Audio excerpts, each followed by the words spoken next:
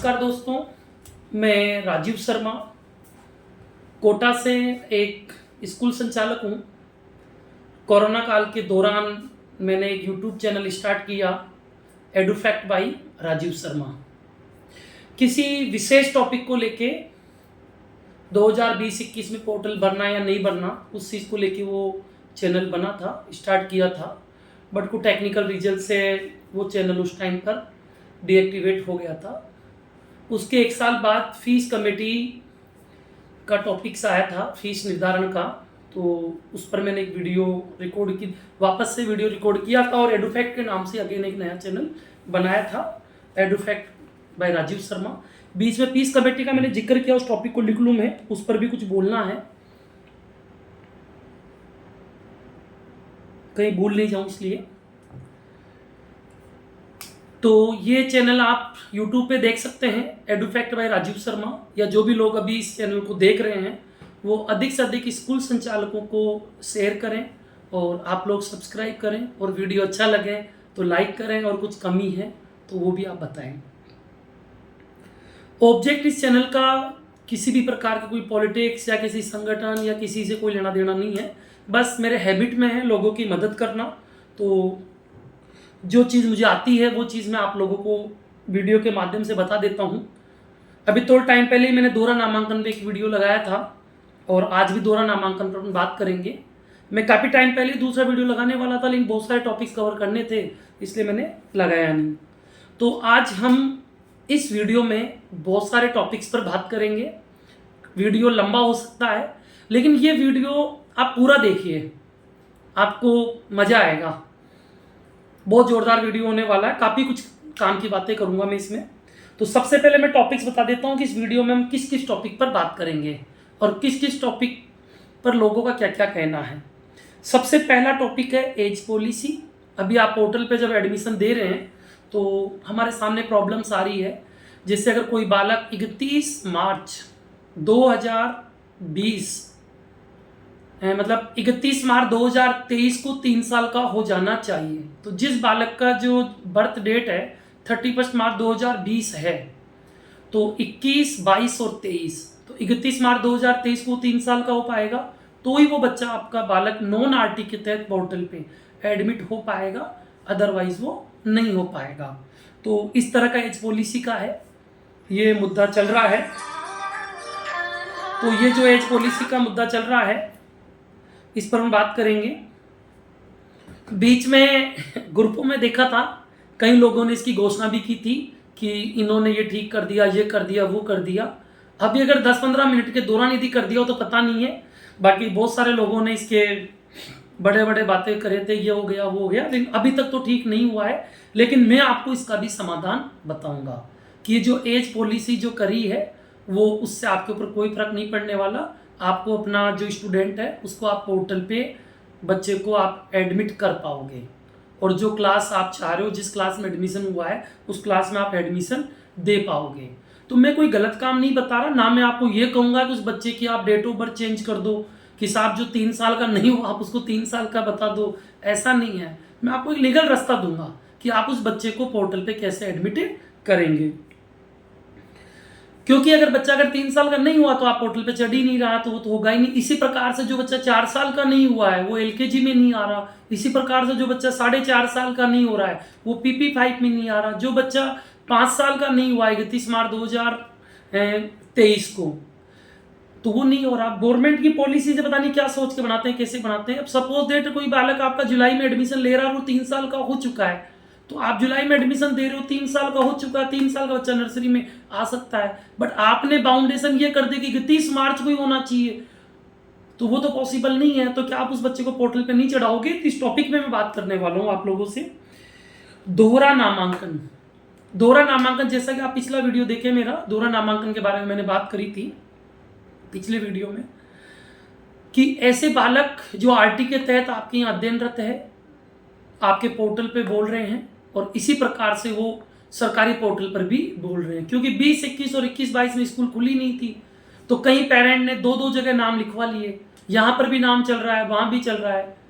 अभी बहुत सारे डिस्ट्रिक्ट में दोहरा नामांकन की जांचें हो चुकी है, बहुत सारे डिस्ट्रिक्ट में भी शुरुआत भी नहीं करी है। बट क्या होगा, इतने सारे केसेज हैं, तो किसी भी स्कूल संचालक को इस चीज़ को लेके ज़्यादा परेशान होने की जरूरत नहीं है। या बीच में मेरे को नहीं कहना चाहिए, लेकिन जो सच्चाई है वो सच्चाई है। कहीं मार्केट में कहीं होता है कि ऐसे लोग भी हो कि भैया तू मुझे इतने पैसे दे दे, मैं तेरे को इस चीज़ से फ्री करा दूंगा, ये कर दूंगा, वो कर दूंगा। पता चले वो कहीं लोग खुद ही उलझे हुए हो आपस में। अब चूंकि मेरा तो पूरे राजस्थान में संपर्क है, तो राजस्थान जैसे बहुत सारे लोगों का कॉल आया, सर मुझे वो बंदा ये कह रहा है कि आप इतना पैसा खर्च कर दो, आपको इस प्रॉब्लम से बाहर निकाल दूंगा। देखिए, शॉर्टकट रास्ता आप कभी भी मत अपनाइए, चाहे वो मान्यता का हो, चाहे वो आरटी का हो। ये गलत काम के नतीजे गलत होते हैं। इससे बढ़िया आप लीगल रूप से काम करें। कई बार परिस्थितियों गलत काम होते हैं, बट उसे भी आप लीगली करें, कोई दिक्कत नहीं है, हो जाएगा। लीगल बहुत सारे तरीके होते हैं, इलीगल रास्ता अपनाने की कोई जरूरत नहीं है। जैसे भी एज पॉलिसी है, एज पॉलिसी में मैं आपको बता दूंगा अभी कि बच्चा अगर 3 साल का नहीं हो रहा तो आप जबरदस्ती उसको 3 साल का कर दो और पोर्टल पे चढ़ा दो, लेकिन वो तो गलत हो गया ना। आपने उसकी डेट ऑफ बर्थ को साथ छेड़छाड़ी कर दी। नहीं, ऐसा तरीका अपने को नहीं अपनाना, चाहे अपना काम हो या चाहे नहीं हो। वो जो बालक मैं बताऊंगा, जो पोर्टल पे जो चढ़ेगा, जो 3 साल का नहीं है या किसी भी साल का, एज पॉलिसी आपकी प्रॉब्लम नहीं होगी। आरटी प्रवेश PP3 यानी नर्सरी, PP4, PP5 और फर्स्ट, ये बहुत गजब मुद्दा हुआ है इस साल का। फिर बात हुई, नाम लेना पड़ेगा संगठनों का। कुछ संगठन जो हैं उनको धन्यवाद का पात्र हैं, भाई ये आरटी सारी क्लासों में होकर पूरे नॉन आरटी की धूलधानी हो गई थी, तो उन्होंने 2 क्लास में बंद करवा दिया, P4 P5 में नहीं हो रहा है। तो उनकी सोच के अकॉर्डिंग ठीक किया है कि सभी क्लासों में अगर आरटी हो जाएगी तो नॉन आरटी बच्चे कहाँ से आएंगे। पर कुछ लोग अब इसका ही विरोध कर रहे हैं कि साहब आपने ऐसा क्यों करवाया, वापस से P4 P5 में एडमिशन की डिमांड कर रहे हैं। तो इसकी भी अपन डिटेल से बात करेंगे। एक बहुत बड़ा टॉपिक है जो मैं बात करूंगा आपसे 25% और 75% पर, आरटी नॉन आरटी पर स्कूल संचालक किस पर ज़्यादा फोकस कर रहे हैं और किस पर करना चाहिए और किस पर नहीं करना चाहिए, विशेष फोकस आपका किस पर होना चाहिए। एक मुख्य क्वेश्चन है, कई लोगों ने पूछा है कि सर क्या आरटी के बालकों से कोई शुल्क लिया जा सकता है। इस पर भी बात करूंगा मैं कि क्या आरटी के जो स्टूडेंट्स हैं आपके स्कूल में जो अध्ययनरत है आरटी के तहत, क्या आप उनसे किसी प्रकार की कोई फीस चार्ज कर सकते हैं। मैं कन्वेंस वगैरह की बात नहीं कर रहा हूँ, ट्रांसपोर्ट की जो आने जाने की वो तो आप चार्ज करेंगे ही करेंगे, उसमें कहीं कोई दो राय नहीं है। कुछ टॉपिक है उसमें बात करूंगा मैं। एक टॉपिक मैंने मेरे से पर्सनल रिलेटेड लिया है। मैं मेरे बहुत सारे जो स्कूल संचालक साथी है उनको कुछ विशेष सर्विस देता हूँ, वो आप उसे बिल्कुल कॉमर्शियल एक्टिविटी मानिए, कॉमर्शियल एक्टिविटी है वो मेरी, और उसके अंदर बिल्कुल मैं कह के कुछ न कुछ अर्निंग भी करता हूँ, बट उन लोगों की मैं सेवा भी करता हूँ। तो मेरी 2 फर्म है, आज पब्लिकली मैं उसके बारे में भी बात करूँगा। और लास्ट टॉपिक एक मैं लूँगा, फीस कमेटी। जो फीस का जो निर्धारण होता है वो उसके बारे में छोटा सा एक बात करूँगा मैं। बाकी आगे जाकर उसके बारे में 2-3 वीडियोज़ लगाने वाला हूँ, क्योंकि फीस के बारे में डिस्कशन बहुत जल्दी होने वाला है, 3-3 साल में होता है, तो उसका भी टॉपिक आने वाला है। तो अपन लास्ट टाइम पे जाके गलत काम करें, इससे बढ़िया तो अपन प्रोसेस में ही रहें। तो देखो वीडियो क्या क्या बात करूंगा उसके लिए इतना बड़ा हो गया है, तो अब एक एक टॉपिक पे बात कर लेते हैं। सबसे पहला मैंने आपको एज पॉलिसी बताया था कि आप पोर्टल पे बच्चे को कैसे एडमिट करेंगे। आपके पास जो भी बालक है जो भी 3 साल का नहीं हुआ है या भी बच्चा 5 साल का नहीं हुआ है, आप फर्स्ट में एडमिट करना चाह रहे हैं नॉन आरटी में,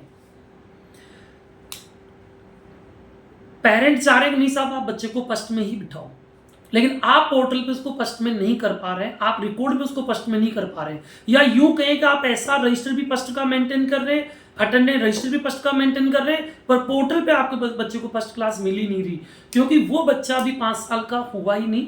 आज तो हो गया पर 31 मार्च 2023 को नहीं हुआ। या यूं कहें कि ऐसा बालक जो आज की डेट में आप नर्सरी में एडमिशन दे रहे हैं, कल ना वो बच्चा अगर आपके यहाँ से छोड़ के जाता है तो आपको उस बच्चे को टीसी देनी पड़ेगी। तो ये तो डिपार्टमेंट को सोचना चाहिए कि अगर 3 साल का बच्चा हो गया तो आप उसे स्कूल में आने से कैसे रोक सकते हो, रोका नहीं जा सकता उसको। पर आप ये क्यों कह रहे हो कि साहब 31 मार्च 2023 को ही पूरा 3 साल हो जाना चाहिए। आप आरटी के लिए कुछ भी नियम लगाओ। तो चलो मैं ज़्यादा लंबा नहीं करते हुए आपको इसका शॉर्टकट सीधा सा अच्छा सा रास्ता बता देता हूँ, जिसे आप शॉर्टकट नहीं कहेंगे, इन्हीं के पोर्टल की व्यवस्था है। हो सकता है कि ये मैं जो बताने वाला हूँ उसके बाद गवर्नमेंट या डिपार्टमेंट वहाँ से उस चीज़ को बंद कर दें, पर आज की डेट में आप किसी भी बच्चे को बिना एज पॉलिसी के आप पोर्टल पे चढ़ा सकते हैं। इसके लिए क्या करना रहेगा आपको, जब आप प्रवेश करते हैं, ऐड न्यू स्टूडेंट करते हैं, मुझे पोर्टल में बताने की जरूरत नहीं है मेरे हिसाब से आप लोगों को, बाकी आप मैं एक स्क्रीनशॉट लगा दूंगा। जब आप ऐड न्यू करते हैं तो आपके सामने बहुत सारे टॉपिक्स होते हैं। उस जगह आप जो नवीन प्रवेश है उसको मत लीजिए, उसके ऊपर अन्य राज्य है उसको आप ले लीजिए। अगर आप अन्य राज्य को लेके अगर आप नीचे फॉर्म फिल करेंगे अस्थायी प्रवेश, तो जो भी डेट डालेंगे, चाहे बच्चा 2.5 साल का है या 3 साल का है या 4 साल का है 5 साल का है, जो भी आप क्लास से चाहेंगे उस क्लास के तहत आपका बच्चे का एडमिशन हो जाएगा। तो ये छोटा सा टॉपिक है, मैं चाहता इसको शुरुआत में ही बोल सकता था पर मैंने मिड में आके बोला ताकि कोई प्रॉब्लम नहीं हो। तो कुछ नहीं करना आपको, इसके लिए सीधा सा सीधा आपको कहाँ पहुँचना है, अन्य राज्य में, वहाँ प्रवेश करते हो आप आगे बढ़िए, आपका बच्चा क्लास में आ जाएगा। अब वो लीगल या इलीगल इस पर आपको जाने की जरूरत नहीं है, क्योंकि पोर्टल के आपने बच्चे के डेट ऑफ बर्थ के साथ छेड़खानी तो करी ही नहीं है। आपने तो बच्चे को पोर्टल के उसी रास्ते से चढ़ाया है आपने, खत्म बात। पोर्टल पे उसी क्लास में लेना है और उसी क्लास में बच्चा होना चाहिए जिस क्लास में है, तो आप ये काम कर लें। दूसरा टॉपिक दोहरा नामांकन। दोहरा नामांकन की बात मैं कर चुका हूँ। किसी भी स्कूल संचालक को परेशान होने की विशेष जरूरत नहीं है। इसके अंदर जो रिकवरी निकलेगी, रिकवरी कैसे निकलेगी उसका कैलकुलेशन का तरीका है। अगर वाकई रिकवरी निकलती है, बच्चा आपके स्कूल में नहीं आ रहा है, सरकारी स्कूल में पढ़ रहा है, तो जो भी रिकवरी निकल रही है आप उसको पे कर दीजिए। उसमें फॉर्म पे तो कब होगा भगवान जाने, सरकारी प्रोसेस है ये कि कब होगा कब नहीं होगा, बट आप इसको परेशान न होते हुए, बिल्कुल डिस्टर्ब नहीं होना, और आप अपना जांच करवा लें। जो भी निरीक्षण दल आ रहे हैं उनको संतुष्ट करें, क्योंकि निरीक्षण दल भी कभी किसी का बुरा नहीं करना चाहते हैं। तो दोहरा नामांकन को लेके किसी भी, मतलब यूँ कहूँ तो किसी के चक्करों में शब्द यूज नहीं करना चाहता, किसी भी ब्रोकर या दलाल के चक्करों में पड़ने की कोई जरूरत नहीं है किसी को भी। अगला आरटी में प्रवेश। अभी ये मेरे पास मैसेज बहुत आ रहे हैं, आरटी में प्रवेश। स्कूल संचालकों को आरटी से बहुत मोहब्बत है भाई, बहुत प्यार है आरटी से, होना भी चाहिए। आरटी सहारा देती है शायद ग्रामीण क्षेत्र या छोटे स्कूल संचालकों को, और कईयों को तो बढ़िया अच्छा खासा भी पैसा देती है। लेकिन चलो बात कर लेते हैं। अभी आप नॉन आरटी का बच्चा ऐड कर रहे हैं पोर्टल पे, तो भी आपको किसी भी क्लास में आरटी का बच्चा नहीं मिल रहा है। P4 P5 LKG और HKG मैं आज की डेट की वर्तमान की व्यवस्था करूं, या जयपुर जो मेरी आप दिन में बात हुई, सचिवालय में भी बात हुई, और NIC जो शिक्षा संकुल से कंट्रोल होता है वहां पर भी बात हुई। ये सारा कंट्रोलिंग हम समझते हैं बीकानेर करता है, पर बीकानेर का इतना बड़ा रोल नहीं है। ये सारा रोल सचिवालय से होता है, और इसको पोर्टल की जो व्यवस्था है वो NIC जयपुर जो शिक्षा संकुल है वहाँ से होता है। तो आप दोनों जगह ही बात हुई। तो P4 और P5 में आपको आरटी के तहत कोई एडमिशन नहीं होगा। आप नॉन आरटी बच्चा जोड़ भी देंगे तो नहीं होगा। सर इससे पहले जो बच्चे हमने जोड़ दिए क्या वो एडमिट? बिल्कुल वो एडमिट है, और उनको, उन बच्चों को आप लीगल रूप से बात करें तो आपको आरटी के तहत पढ़ाना भी पड़ेगा, क्योंकि वो बच्चा आपके पोर्टल पे एडमिट हो चुका। सर क्या इनका भुगतान मिलेगा? बिल्कुल बात कर लेते हैं, भुगतान मिलेगा या नहीं मिलेगा। सबसे बड़ी खबर आप लोगों को पता है कि राजस्थान हाई कोर्ट माननीय न्यायाधीश महोदय न्यायालय ने कह दिया है कि सरकार को भुगतान करना पड़ेगा। तो ये न्यायाधीश महोदय ने कहा है, हमारे माननीय जो राजस्थान उच्च न्यायालय है वहाँ का जो फैसला है उसमें यह है कि भुगतान मिलेगा। तो उसकी मैं बात करूं तो भुगतान मिलेगा, लेकिन भुगतान देना किसको है? सरकार को। तो क्या सरकार इसको मानने के लिए अभी लायबल है? क्या दायित्व है सरकार का माने? बिल्कुल, राजस्थान हाई कोर्ट का डिसीजन है तो मानना ही पड़ेगा, पैसा देना ही पड़ेगा। लेकिन क्या सरकार के पास अन्य कोई ऑप्शन है कि सरकार अभी बोले साहब हम तो नहीं दे रहे पैसा, तो न्यायालय की अवमानना होगी। लेकिन सरकार के पास फिर भी एक रास्ता है, अभी भी सरकार उसकी अपील कर सकती है। राजस्थान हाई कोर्ट में हो सकता है ये फैसला एकल पीठ से आया हो, या जो भी, मेरे को ज़्यादा नॉलेज नहीं है इस विषय की, क्योंकि मैंने LLB फर्स्ट ईयर में ही छोड़ दी थी। कंपनी सेक्रेटरी जरूर मैंने पूरा कर लिया था। तो हम बात करें, सरकार अपील कर सकती है, अभी तो यहीं कर सकती है, राजस्थान में, जयपुर में, और यहाँ के बाद सरकार सुप्रीम कोर्ट भी जा सकती है। क्योंकि 2020-21 का मैंने सुना था कि सरकार को पैसा देना है, पोर्टल भरना नहीं भरना, उस विषय पे जो टॉपिक चला था, तो उसमें संगठनों की जीत हुई थी, शायद ऐसा सुना था बहुत सारों में। और उसमें यह भी अपवाद आया था कि साहब हमने तो पोर्टल भरने का आदेश दिया, सरकार ने कहा कि जो माननीय उच्च न्यायालय है उन्होंने आदेश ये दिया कि साहब पोर्टल भरवा लो, तो पोर्टल खोल दिया हमने, आप भर दो, खत्म बात। पर पैसा देने के लिए कहाँ का, ऐसा भी मुद्दा छिड़ा था।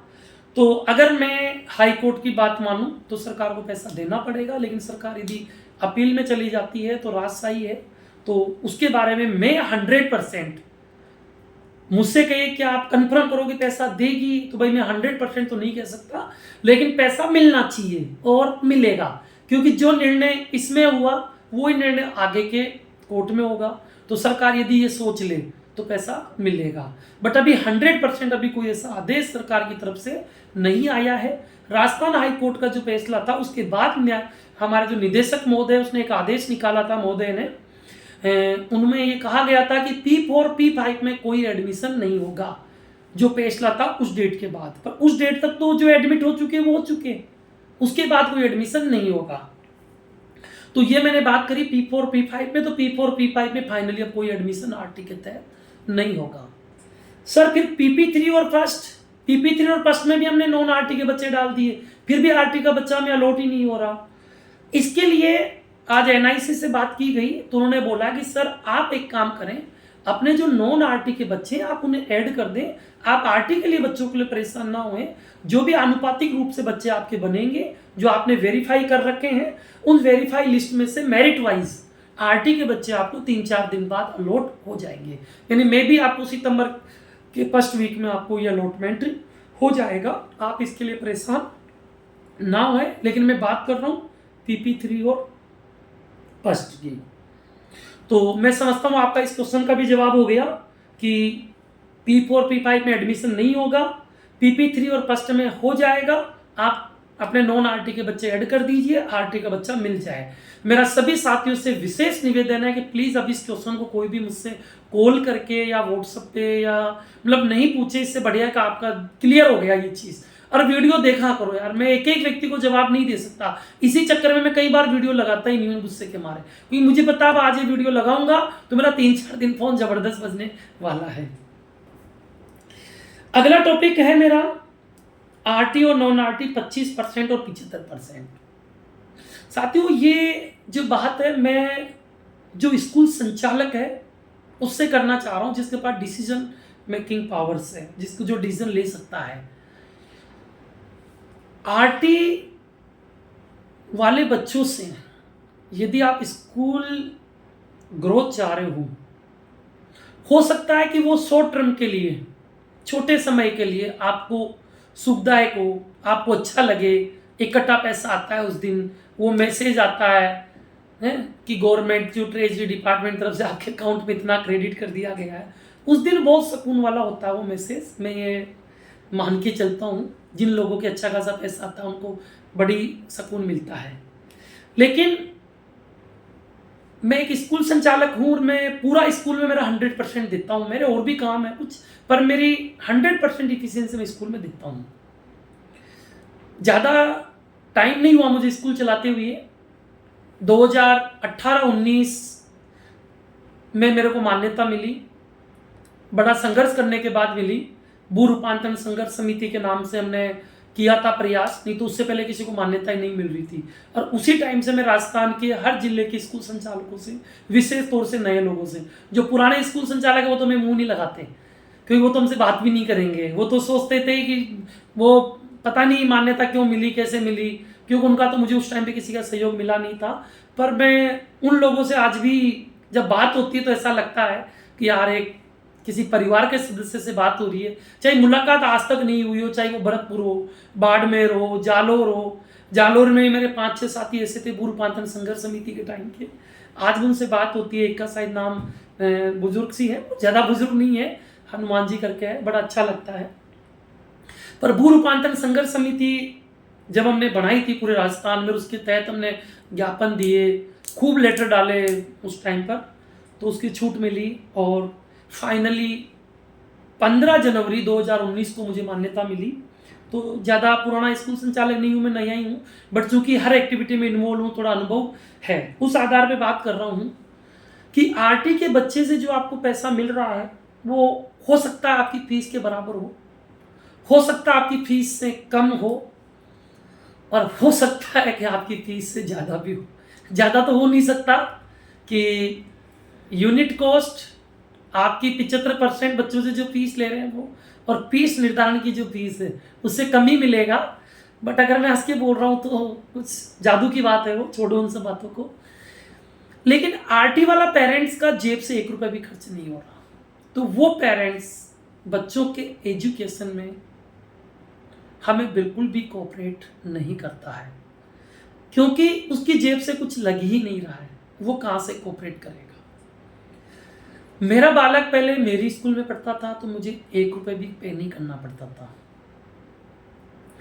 लेकिन जब मैंने उसको किसी बड़े स्कूल में डाला, बड़े स्कूल मीन्स स्कूल सब बराबर होते हैं पर जहाँ फीस अच्छी खासी है, तो अब वो जब मैं उसको फीस पे करता हूँ, लगभग क्वार्टरली फीस मान लो 20,000 रुपये मेरी जाती है, तो अब हम उस पर ज़्यादा ध्यान दे रहे हैं, क्योंकि साल का लाख रुपए खर्च हो रहा है, तो स्वाभाविक बात है ध्यान देना ही पड़ेगा। तो इसी टॉपिक को मैं कह के आपको बताना चाह रहा हूँ कि जो आरटी वाला जो पेरेंट्स है वो कभी भी स्कूल को कोऑपरेट नहीं करता है, वो कभी सोचेगा ही नहीं, कभी मेहनत ही नहीं करेगा। बस एक ही मैंने देखा है, आएगा उठा के, सर मेरे बच्चे ने ये नहीं किया, आपकी स्कूल ने ये नहीं कराया, आपकी स्कूल ने वो नहीं कराया, खुद कुछ नहीं करना चाहेगा। तो आपका विशेष जो फोकस है वो आप 75% पे करो। अगर आप 75% पे फोकस करोगे, मैं ये नहीं कह रहा कि आरटी वाले बच्चों का मत लो या उनसे भेदभाव करो, क्योंकि बालक तो बालक होता है, हमारी प्रॉब्लम पेरेंट्स की है। और दूसरी बात, कहीं ना कहीं दिल में एक वो भी है, एक पेरेंट्स आता है, जैसे आज मेरे स्कूल की फीस 20,000 रुपये है और आरटी से गवर्नमेंट कभी 10,000 देती है, कभी 13,500 देती है, एक बच्चे पे 7,500 का नुकसान हो रहा है। मैं उस पेरेंट्स से बात करता हूँ कि सर आपको तो अपना फ़ायदा हो गया, पर मुझे तो मेरे स्कूल में तो जो मेरे बच्चे हैं, जिन बच्चों से मैं 20,000 रुपये ले रहा हूँ, उनको सुविधाएं दे रहा हूँ, वही सुविधाएं मैं आपके बच्चे को दे रहा हूँ, तो उन बच्चों का पैसा जो ले रहा हूँ वो आपके बच्चे पे खर्च हो रहा है। तो ये कितना, क्योंकि मैं भी जेब से तो नहीं मिलाऊंगा, और मिलाऊंगा तो मैं कब तक मिलाऊंगा। तो जो मैं सुविधा 75% बच्चों से चार्ज कर रहा हूँ, वो सुविधा आपके बच्चे को दे रहा हूँ, तो ये तो उन पेरेंट्स के साथ, उन बच्चों के साथ अन्याय है, क्योंकि सरकार भी पूरा पैसा संस्था को नहीं दे रही है। कई स्कूल ऐसे हैं जिनकी फीस 50,000 है, लाख रुपए, उनको भी उतना ही मिल रहा है, 13,500, 12,000, 10,000, और उनकी बस की बात हो तो 5,000, 8,000 भी कर देंगे, देखना जल्दी। तो ये बहुत गलत है। हाँ, अगर वाकई उस दिन हमें बहुत खुशी होती है जिस दिन कोई बालक जो आरटी को डिजर्व करता हो, यानी उसके पेरेंट्स की कैपेबिलिटी नहीं है कि वो इतनी फीस भर सकें, पर जो पेरेंट्स बोलेरो गाड़ी लेके आ रहा है, स्कॉर्पियो गाड़ी लेके आ रहा है और आरटी के लिए आके फॉर्म भर रहा है, और फिर हमें उसको आरटी में एडमिशन दे रहे हैं, और हम भी शायद क्या व्यवहार निभा रहे हैं, क्या कर रहे हैं, या हम तो क्या व्यवहार निभा रहे हैं, हमारे हाथ में तो यही क्या, एडमिशन तो पोर्टल पे ऑटोमेटिक होता है, हम तो वेरीफाई कर सकते हैं या रिजेक्ट कर सकते हैं, रिजेक्ट भी नहीं कर सकते, ऑब्जेक्शन लगा देते हैं। और जो पावरफुल लोग होते हैं, जिनके पास नेताओं से संपर्क होता है, वो लोग तो वहां सीपीयू से वेरीफाई करवा लेते हैं, हुआ ना अभी इस बार। लेकिन क्या स्कूल के पास एक पावर नहीं होना चाहिए कि हम वाकई देखें कि जिस बच्चे को एडमिशन दे रहे हैं क्या वो आरटी के लिए डिजर्व करता है या नहीं करता है। स्कॉर्पियो से आ रहा है, आप सोचो कि आप उस बच्चे को आरटी में प्रवेश दे रहे हो, उससे कितना बड़ा नुकसान है। अरे हमें तो हमारा जो फीस का नुकसान हो रहा है जो हो ही रहा है, पर उस जगह जो योग्य बच्चा आना चाहिए वो भी तो नहीं आ रहा। बट स्कूल संचालक क्या करें। अगर इस वीडियो को कोई भी डिपार्टमेंट में सक्षम व्यक्ति देख रहा है तो इस विषय पे सोचना चाहिए, या फिर आपको कुछ ऐसी व्यवस्था करनी चाहिए कि हम उसे पता कर सके, फाइंड आउट कर सके। क्यों नहीं कर सकते? आप चाहोगे, जब आप इतने नियम कानून कायदे लगा सकते हो तो ये आप ये भी तो करो। आप या हो सकता है पहले कई स्कूल संचालक भी अपने रिश्तेदारों को बेनिफिट या अपने यार दोस्तों को बेनिफिट देते थे, तो वो भी गलत था। मैंने आरटी के तहत इस बार एक एडमिशन दिया, मुझे बहुत सुकून मिला। उसके फादर पतासी का ठेला लगाते हैं, उनका एक बच्चा मेरे यहाँ पढ़ने आता था, एक छोटा भाई और था, वो बच्चा एक और था, जो बड़ा बच्चा था उसकी छोटा भाई और था। मैंने कहा सर इसको भी, बोले सर मैं कहाँ से फीस अफोर्ड करूँ, मैं बिहार से बिलोंग करता हूँ और मैं आपकी फ़ीस इतनी है, मैं कैसे करूं। जबकि मैंने मेरे जो फीस डिपार्टमेंट जो भी कलेक्शन करते हैं उनको मैंने कह रखा कि आप इनको कभी फीस के लिए कॉल नहीं करोगे। पर वो बंदा मुझे बिना कहे वो चुपचाप मेरे पास आता था, 2-2 हज़ार करके लगभग मेरी फीस का 80% 90% तक बिना कॉल करे देके जाता था। अब बताओ, मैं उसको जो ठेला लगाता है, किराए से रहता है, उसको मैं क्यों नहीं दूं आरटी में प्रवेश। मैंने उस पेरेंट्स का पता नहीं कौन से नंबर पे था क्या नहीं था, पर भगवान की दया से मैं थोड़ा सा पोर्टल पे इतना सक्षम हूँ, इस पब्लिक प्लेटफॉर्म पे नहीं बता सकता मैंने क्या किया क्या नहीं किया। टोटल चाहे 2 या 3 एडमिशन हुए, बट मैंने उसको एडमिट कर दिया, कैसे भी किया कर दिया। उसको डॉक्यूमेंट क्या थे क्या नहीं थे सब सही करवा दिए, सब बनवा दिए, ठीक है। लेकिन वो आज बच्चा आरटी में, यहाँ खुशी मिलती है कि हाँ हम कर रहे हैं। अरे अगर हमें कोई वाकई डिजर्व बच्चा मिलेगा तो हम उसे फ्री में ही पढ़ा सकते हैं, कोई बड़ी बात है, मुझसे फीस भी नहीं ले, क्या फर्क पड़ रहा है। अगर 200 बच्चे हैं हमारे पास, अगर एक बच्चा फ्री पढ़ रहा है कोई फर्क नहीं पड़ रहा। लेकिन जो बड़े बड़े महंगी गाड़ियों से आ रहे हैं, जिनके बड़े बड़े बंगले हैं, उनको हम आरटी में पढ़ा रहे हैं, कितना दुख होता है। तो प्लीज इसके लिए मेरा स्कूल संचालक साथियों से ही निवेदन है कि आप लोग खुद इस आरटी पे कंट्रोल कर सकते हो, आपके हाथ में सब कुछ है। मैं व्हाट्सअप हमारी जो यूनिवर्सिटी है उस पर मैं बहुत सारे ऐसे मैसेज वायरल कर दूंगा, जिससे आपको पता चल जाएगा कि आप किस तरीके से कहां कहां पर कैसे कैसे बच सकते हैं। बट चूंकि ये पब्लिक प्लेटफॉर्म है तो यहां पर मेरी कुछ मर्यादाएं हैं। लेकिन डिपार्टमेंट अगर अपनी नहीं सुन रहा है तो अपने को तो आगे आना पड़ेगा। ऐसा व्यक्ति जो डिजर्व नहीं कर रहा है उसको आरटी में आने से रोकना पड़ेगा, और जो डिजर्व कर रहा है उसको आपको एडमिशन देना पड़ेगा। बाकी अगर आपको अपने स्कूल का ब्रांड नेम बनाना है और आपको स्कूल को चलाना है आगे, तो आपको सीधा सीधा फोकस क्वालिटी पे करना पड़ेगा, क्वांटिटी पे नहीं। अगर आप क्वालिटी पे करेंगे तो 100% आपको इस 25% वाली की टेंशन लेने की जरूरत नहीं है। बहुत सारे स्कूल संचालकों को देखता हूँ सत्यापन के समय, राजीव जी मैं ये क्या करूँ यार, मेरे ये हो गया, मेरे वो हो गया। अरे चला काम ही 1 नंबर में करो, टेंशन लेने की जरूरत ही नहीं है किसी प्रकार की। कोई भी आए जांच करने, और कभी भी आए 365 कभी भी उठ के आ जाए, हमारा काम ही ऐसा होना चाहिए। और हो सकता है, कोई बड़ी बात नहीं है, सिर्फ एक ही बंदा लगाना पड़ेगा आपको, जो भी आपका फीस कलेक्शन कर रहा है वो आराम से करवा लेगा। लेकिन वो तभी हो सकता है जब आप खुद भी काम अपनी ईमानदारी से कर रहे हो, तभी संभव है वो, अदरवाइज नहीं है वो। आज मेरे बहुत सारे ऐसे साथी हैं, मैं उनको सैल्यूट करता हूँ, पूरा काम 1 नंबर में रखते हैं और सीखते हैं कि यार इसके आगे क्या करें, इसके आगे क्या करें। तो सभी साथियों से विशेष निवेदन है कि निवेदन ही कर सकता हूं मैं आप लोगों से, करना आपको है। अगला टॉपिक है, क्या आरटी के बच्चों से कोई शुल्क लिया जा सकता है। ये क्वेश्चन लोग क्यों पूछते हैं और उनके दिल से पूछे कि इस क्वेश्चन की जरूरत क्यों पड़ी। ये दर्द मैंने आपको पहले ही बयां कर दिया। मैं एक छोटी सी घटना, छोड़ो यार, नहीं बताना उचित नहीं रहेगा, आज की बात है बट नहीं ले रहा मैं उसको।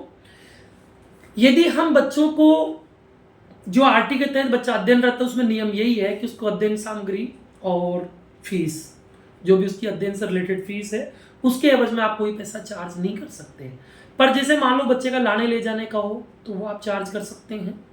कहीं आप टूर पे लेके जा रहे हैं तो वो आप चार्ज कर सकते हैं, क्यों नहीं करेंगे। जो बच्चा पैसे नहीं दे रहा आप उसको मत लेके जाओ, जो रूल नॉन आरटी के लिए वही इसके लिए है। अब दूसरा टॉपिक लेता हूं मैं आप लोगों को। जैसे मैंने किसी कंपनी के साथ, एक बहुत बड़ी कंपनी, उसके साथ मैंने एग्रीमेंट किया बच्चों को, जैसे आपने टीवी में एड वगैरह भी देखते होंगे, बट वो कोडिंग के नाम से गर्मियों की छुट्टियों में काफ़ी एड वगैरह आते हैं। लेकिन वो कंपनी से अगर हम पकड़ेंगे तो वो अपने कोई फायदामंद नहीं है। लेकिन एक लोकल लेवल पे कोई मेरा साथी है जो अच्छी सर्विस देता है, कंप्यूटर में अच्छा एक्सपर्ट है, तो मैंने उससे रिक्वेस्ट करी, मैंने कहा यार क्या आप हमारे सभी बच्चों को कंप्यूटर में एक्सपर्ट कर सकते हो। तो उसने कहा उसके लिए तो आपको लैब चाहिए। मैंने कहा लैब में कहाँ से बनाऊँ, लैब में तो मेरे को 5-10 लाख रुपए लगेंगे। मैं कैसे बनाऊँ, मेरे पास तो बस की बात नहीं है। उसने कहा अगर लैब मैं बना दूँ तो आपके स्कूल में। मैंने कहा हमारे स्कूल में तू क्यों लैब बनाएगा? बोले भाई मैं तो लैब बनाए तो मेरे पास तो कंप्यूटर रखे हुए हैं। तो जैसे मान लो किसी के पास कंप्यूटर रखे हुए हैं, उस साथी ने मेरी हेल्प करी, उसने लैब बनवाई। तो बोला कि अब मैं इसकी फीस चार्ज करूंगा। भाई मैंने कहा स्वाभाविक बात है, फीस तो चार्ज करेगा ही करेगा। तो अब उस कंप्यूटर की जो एक अलग से एजुकेशन दे रहा है, जिसमें बच्चों को शुरू से इतना परफेक्ट नॉलेज दे रहा है कि बच्चा 12th में जाने के बाद उसको रोजगार के लिए भटकने की जरूरत नहीं है। अगर बच्चे ने अगर पूरी सब कुछ प्रॉपर वे में स्टडी करी है, कंप्यूटर भी एजुकेशन साथ में रखी है। कई बार हम इंटरव्यूज में कंप्यूटर टीचर बुलाते हैं, इंटरव्यू देने आते हैं, एक्सेल के बारे में पूछते हैं, तो सर ये कैसे खुलेगा, इसमें कौन सा फॉर्मूला कैसे काम करेगा। क्योंकि वो लोग 2 महीने सीखे हुए लोग होते हैं जो ऐसे आते हैं, 2 महीने गर्मी छुट्टियों में गए, कंप्यूटर सीख के आ गए, तो वो नहीं कर पाएंगे। तो अगर आप कोई भी ऐसी एक्टिविटी जो किसी थर्ड पार्टी के थ्रू कर रहे हैं, तो वो थर्ड पार्टी आपके बच्चों से चार्ज ले सकती है।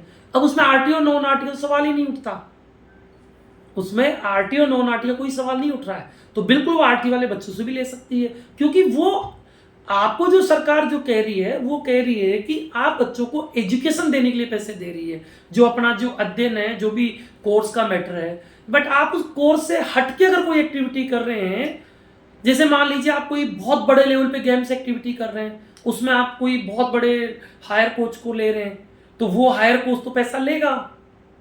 अभी बहुत सारे लोग करते हैं, मेरे एक साथी है, उन्होंने कर रखा है कि वो जूडो कराटे का, तो वो पर बच्चे से पैसे लेता है, तो बिल्कुल लेगा वो। उसको क्या मतलब है कि आरटी है नॉन आरटी है। तो इस तरीके की फीस आप ले सकते हैं, उसके अंदर आप कोई गुनाह नहीं कर रहे हैं। अब मैं अगले टॉपिक पे आता हूं। मैं पहले कोचिंग सेंटर भी साथ में रन किया करता था, बता दूं मैं आप लोगों को। और ये बात थी कोरोना से जस्ट पहले तक।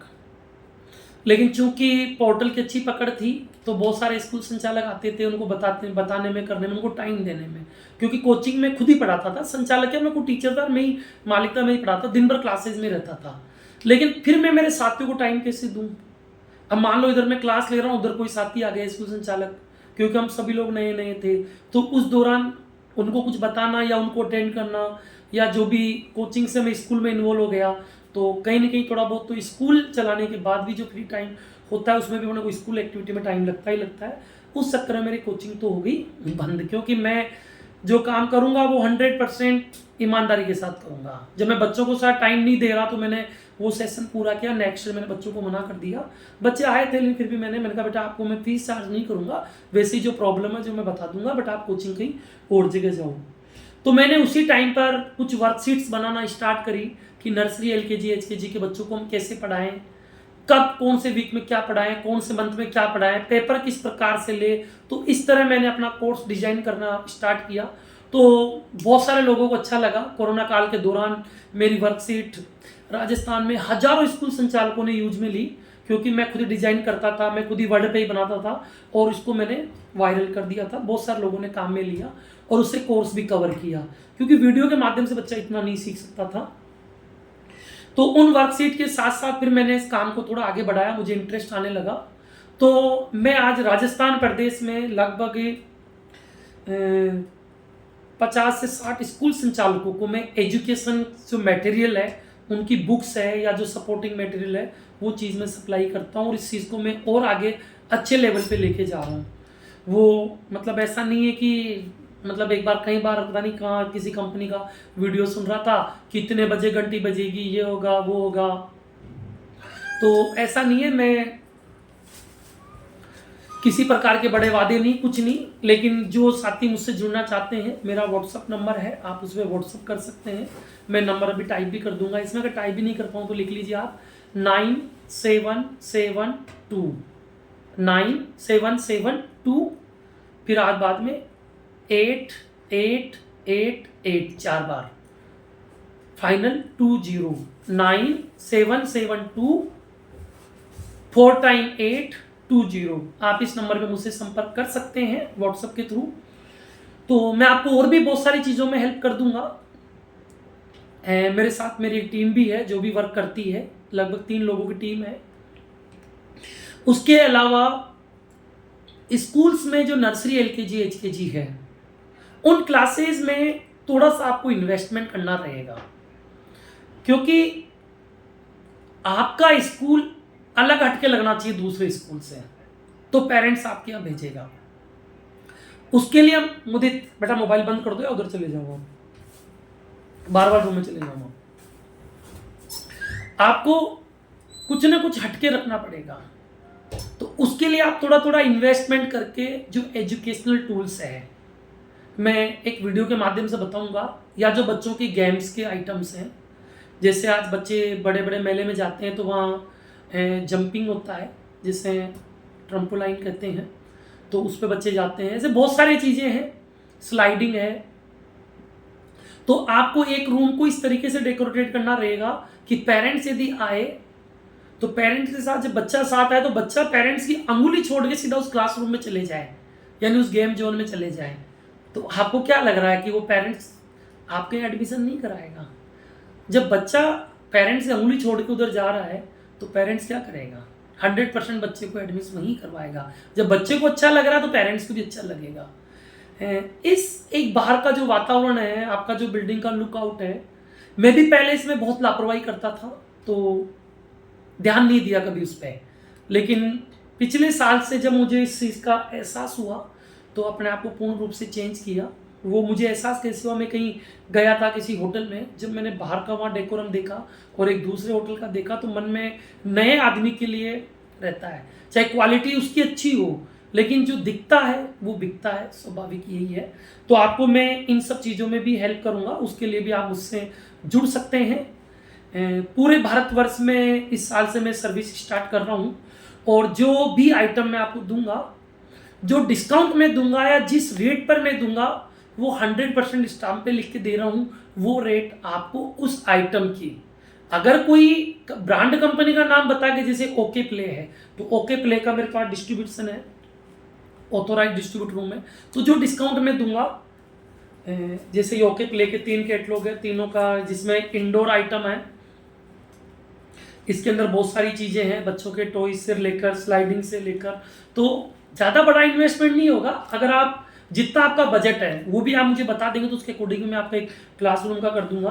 पर चाहे आप एक एक क्लास को ही करो, लेकिन अपने आप को चेंजिंग करना पड़ेगा। इसके अलावा टॉय पार्क है, तो बहुत मेरे पास 3-4 कंपनीज है जिनका मैं आपको हैवी डिस्काउंट पे दूंगा। आप अपने लोकल लेवल पे किसी भी दुकानदार से मिलेंगे तो वो भी आपको इतना डिस्काउंट नहीं देगा। क्यों नहीं देगा? क्योंकि मुझे अच्छा खासा डिस्काउंट मिल रहा है। मुझे इसलिए मिल रहा है कि मेरा वॉल्यूम अच्छा है, मैं स्टॉक करता हूँ। मैं ये ऐसा नहीं है कि आप ऑर्डर दोगे तभी मैं मंगाऊंगा माल को, मेरा ऑर्डर रैंडमली चलता रहता है। दूसरा, मेरा कहीं शोरूम का कोई खर्चा नहीं है, मेरा कोई मार्केटिंग वाले बंदों का कोई ज़्यादा खर्चा नहीं है। तो मुझे जो मेरा मार्जिन लेना है, जो मेरी मजदूरी 5 से 10% बनती है, वो मैं लूँगा। लेकिन आपको अच्छे से अच्छा बेनिफिट मिलेगा, अच्छी से अच्छी रेट मिलेगी, और जिस कंपनी का माल बताया जाएगा उसी का आपको मिलेगा। कई बार ऐसा भी होता है कि आप लोगों को बेवकूफ़ बना दिया जाता है, माल कुछ और होता है, टिक्का कुछ और देते हैं। ऐसा काम नहीं होगा। तो जो भी साथी जुड़ना चाहे वो आप जुड़े। एक वीडियो मैंने आज लगाया है, मेरे स्कूल का बच्चे बाहर एंजॉय करते हुए, इससे पहले वाला वीडियो आप देख सकते हैं, वो ट्रम्पोलिन का है, बच्चे जंपिंग कर रहे हैं, बहुत अच्छा एंजॉय कर रहे हैं।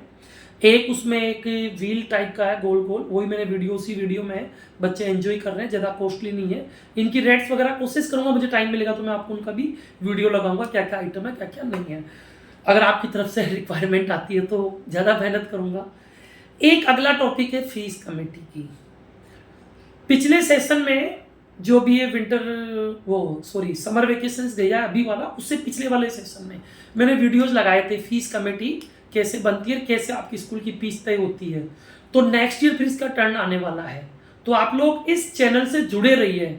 मैं आपको फीस से रिलेटेड एक प्रॉपर व्यवस्था करवाऊंगा कि आपकी फीस कैसे बढ़ती है, कितनी बढ़ा सकते हैं, और बिल्कुल 1 नंबर में पूरी व्यवस्था करवाऊंगा। आप उससे जुड़े रहिए। फीस कमेटी के बारे में अलग वीडियो से बात करूंगा। शायद वीडियो काफ़ी बड़ा हो गया है, तो जिन भी साथियों ने वीडियो देखा उन सभी साथियों को बहुत बहुत धन्यवाद। आप लोगों ने राजस्थान भर से हैं, और राजस्थान ही नहीं, अब तो उत्तराखंड में मेरे बहुत साथी जुड़ चुके हैं मुझसे, बिहार से भी लगभग 20-25 साथी जुड़े हुए हैं। आप सभी साथियों ने जो मुझे इतनी प्यार दिया, मोहब्बत दी, उसके लिए मैं आप लोगों का आभारी हूँ। और अच्छे अच्छे लोग जल्दी से जल्दी जुड़ते रहें। मेरी जो फर्म है, जो बुक्स में जो काम करती है, जो एजुकेशन में जो काम करती है, उसका नाम है Sharma book depot. Registered firm है, 1 नंबर है पूरा। दूसरी जो मेरी फर्म है, जो एकेडमिक में वर्क करती है, टॉयज, टूल्स वगैरह, जिसमें कैसे आप स्कूल को रन करेंगे, कैसे आप स्कूल में ग्रोथ लाएंगे, कैसे आप मार्केटिंग करेंगे, उसका नाम है शर्मा कॉरपोरेशन हाउस, जो जीएसटी फर्म है। तो आप सभी साथियों को बहुत बहुत बहुत धन्यवाद पूरा वीडियो सुनने के लिए, देखने के लिए। आप सभी साथियों को मैं पुनः प्रणाम करता हूँ, नमस्कार करता हूँ। बहुत बहुत धन्यवाद। जय हिंद, जय भारत। मिलते हैं जल्दी अगले वीडियो में।